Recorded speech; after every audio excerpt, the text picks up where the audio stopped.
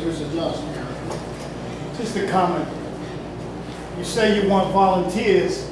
You're here at the request of the NAACP. That's who you need as a volunteer. Now, my question is this.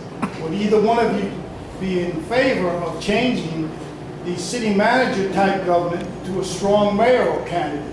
A lot of those problems and taxes that we pay are done, the tax abatements especially, with the knowledge of the city manager. Would you consider changing to a strong mayoral type candidate?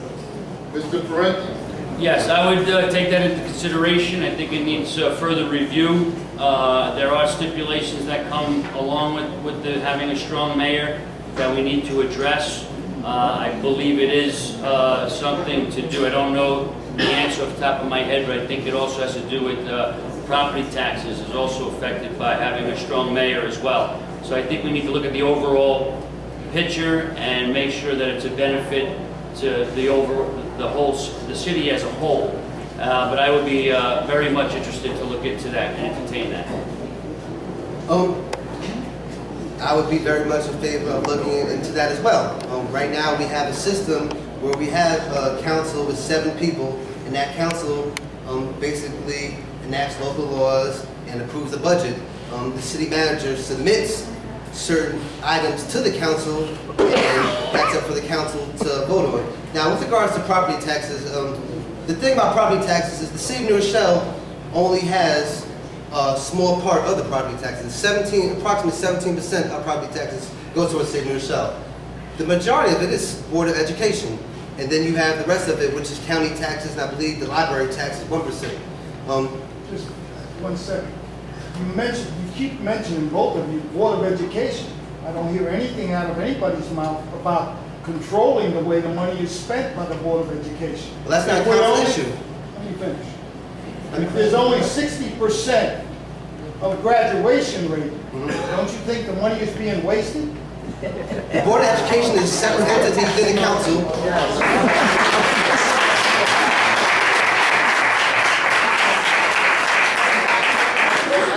That's not in the purview of these councils. Board of Education and the council are completely separate. So right, they have that's no run by the city manager. He's not involved in it? No, they're totally separate entities. Once a year, you have the right to go out and vote for the budget of the Board of Education. I would advise that everybody get out there and vote whether you want yes or no. That's how the Board of Education operates. Do you have any more questions for the audience? Yeah. Okay, we're gonna start with Mayor. Mr. Mayor.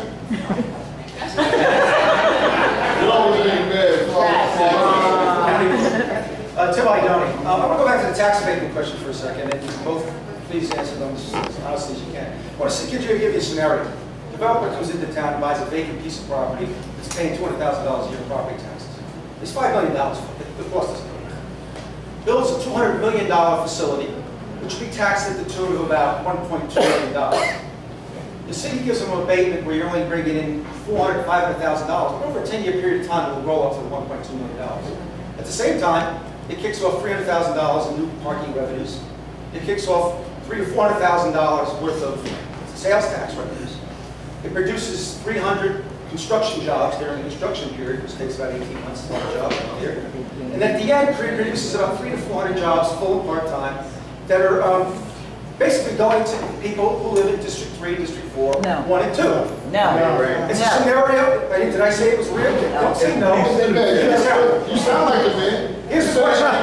Here's the question. What's the question? I just gave you a scenario which basically was kicking off about $1 million worth of taxes as opposed to $200,000 in the vacant property. The last part of the scenario was the guy says to you, I'm going to go to Stanford instead of New Rochelle unless I get that deal. Would you vote for it or wouldn't you? Who's first? Just to let me answer.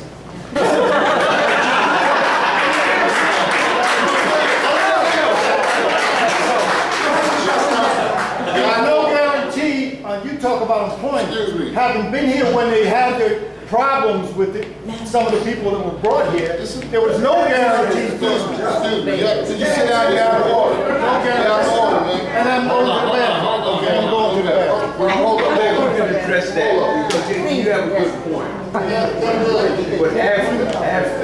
The question in itself, let's have water here. Let's have water, please. Let's have water. Let's have water. The question in itself smacks of a former mayor defending his record. I asked a development question. You asked the scenario. You asked the scenario. Can we answer? The candidates answer. Who wants to answer? You want the facts? First of all, Mr. Parente. first of all, that would be a very that would be a fair scenario, but unfortunately, the city doesn't work that way with these kind of developers. What they do is they give them everything, and they give them everything, and they give them everything. If you want to take the Avalon, for example, it was assessed for $50 million to be worth. Why did they just sell it last year for $100 million?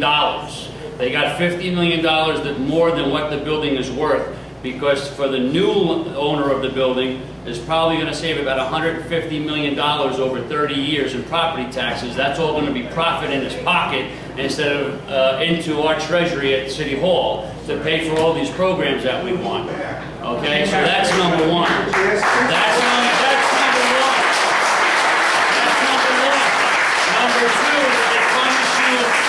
Number two, when they promise you all this sales tax revenue, they come up with possibly not even 10% of what they promise you. So when they give you all these scenarios that they're going to guarantee you sales tax and guarantee you all this other money and revenues and 1 point something and 300 jobs and so on, none of it is true. Number three, when we go give things in City Hall in the past administrations, we don't even collect sales tax on the materials that's bought to build the building because we just keep giving everything away. And I'm tired of it.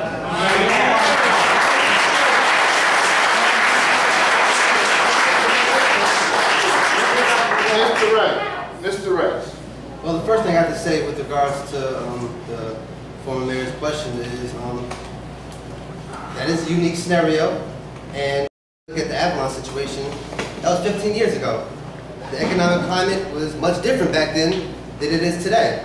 What worked back then doesn't necessarily work today.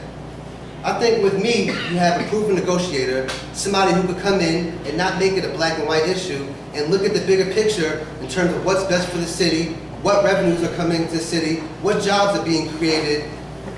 We have to look at the big picture. It's not a black and white issue. I do not agree and I do not plan on giving away tax abatements to every developer that comes in. That's not what I'm about. What I'm about is being a negotiator that I am. I'm a real estate attorney. I've handled many numerous real estate. The city ought to remove $30 million. You're going to have the bond act, and your taxpayer, your property tax will go up 7% for 25 years just to carry that city yard move. They do not want to pay for a dollar for that city yard because their excuse is they're going to remediate the property. So you got 9 acres of the city yard. They want to take 3 acres of the arm. That's 9 acres out of 26 acres of the property. And they're going to build 750 rentals, which they seek tax abatements. That question was asked them in October. In front of council, I asked the question. And I also asked, if you got tax abatements, would you guarantee sales tax revenue? Because they use a multiplying factor of $500 a square foot, which is not even a real number. It should be $200 a square foot. They say they're going to bring in $1.8 million in sales tax, and the real number should be $900,000. The question to you is, that their answer was no, they would not guarantee sales tax revenue. Would you support that project based on what I just told you? The last question. He took the first. Okay, Mr. Parente. So first of all, for those of you that do not know, that is definitely on the border of our district. Our district goes all the way out over Potter Avenue, down to Stevenson Boulevard, and all the way out to Huguenot Street. So it's right across the street from the City Yard, the Armory, McDonald's, all the way up to the K building on Huguenot. So it definitely borders District 3, and it definitely impacts all of the city, especially the homeowners and the property owners. So no, I would not support it. I will not support the abatements, and also if they do get their way and they did put the dwellings there, you can count on New Rochelle probably costing us another $80 million to build another school because we can't fit 2 more students in any of our schools. So that's besides the tax abatements that we would get, we would have the burden of building another school in New Rochelle as well. Our police department can't afford it, our fire department can't afford it, our sewer systems can't support it, and our sewer treatment plant cannot support it. And neither can the homeowners and the property tax payers in the city of New Rochelle.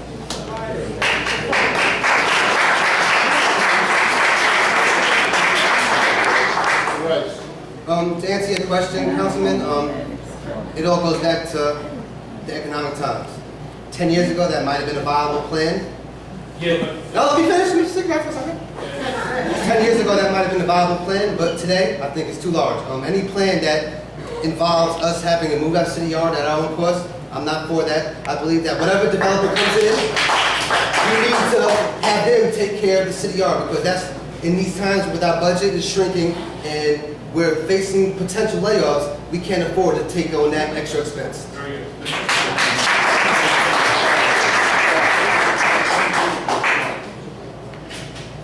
Tracy, in the back. Good evening, gentlemen. I'm a lifelong resident of District 3. And Rochelle's in dire need of a cultural center, somewhere where our kids can go, talk about the history, about the history of our nations, of their nations. Some thoughts on that? Mr. Rice. I think that's a great idea, Tracy. I think that a cultural center would be great. I think that we could use a cultural center in conjunction with the learning center. What I plan to do when I'm elected to council is to create non-for-profits and use grants, use different politicians to come and invest in our community. I think that it all begins with our youth, and I think that we need to be taught of our history, not only our national history, but our local history. For example, with our local history, this coming January marks the 50th anniversary of Taylor versus Board of Education. For those of you who don't know, that is the landmark case, civil rights case from the North, where the schools were integrated. When you think of school segregation, everybody associates it with the South. But unbeknownst to everybody, New Rochelle had a problem with discrimination and racism 50 years ago, and we had brave individuals right across the street from here who stood up and said, we're not going to take this anymore, we need to be able to go to school with everybody else. So a cultural center would be a great idea, a learning center in addition to that would be a great idea as well. Mr. Parente. I do support that there should be a cultural center in New Rochelle as well as a learning center. Like I said, Jim Bostic, Dr. Bostic, we spoke to him yesterday, and we would like to bring something like the Nepperhan Community Center into New Rochelle.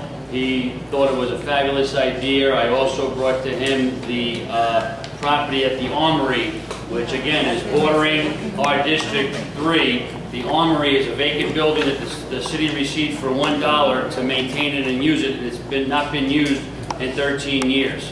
Would be a great area. We'd like to make it into a museum, a New Rochelle Historian Museum, a place for the children to go on school trips to learn all about the different cultures in New Rochelle, the diversity of New Rochelle, our history in New Rochelle. We have many things to pass on to our children and their children. And every time you come into New Rochelle, you see rich in history, the city of history, all these signs, but where is the history? The history of New Rochelle is great, but I'm speaking of history of African history, Irish history, Italian history. I can't hear you, I'm sorry. Excuse me, we're pressed for time, okay, so we're going to have to limit you to that one question. Do you have a question over here? That center can be used for multiple reasons, so hopefully, yes, we can You have a have. question?